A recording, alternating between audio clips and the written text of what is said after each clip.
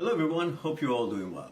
Remember what we've talked about in many of the videos that we have on YouTube channel of mine about Dr. Schwartz, 4-step for helping to rewire the brain through neuroplasticity. And if you remember, it was relabel, reframe, refocus, and revalue. Now, what if we turn the revalue, which is the 4-step, and it happens by the brain automatically after you've gone through those 3 steps many times, and it has changed and rewired the brain, and it happens automatically in the brain. Why don't we change that revalue right to begin with? In other words, you revalue what's so important to you. You have OCD for some reason. You think if you don't touch the wall 50 million times, something bad happens to your father or whatnot.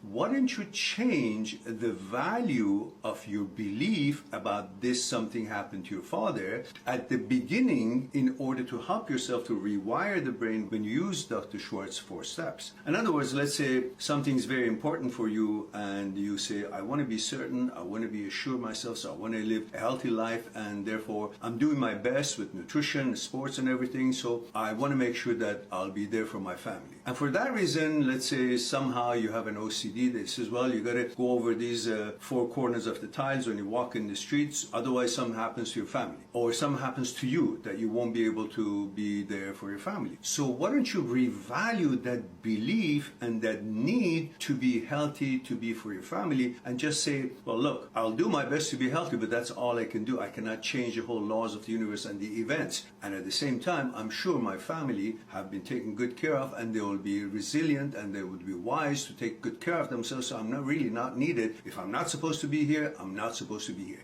Get that in your head, so in other words, then you wouldn't need all these OCD rituals in order to somehow assure yourself that you'll remain healthy, because that really, that has nothing to do with the touching the wall 50 million times. It has to do with all the things that you do, and which is the right thing to keeping yourself healthy. I'll talk to you soon.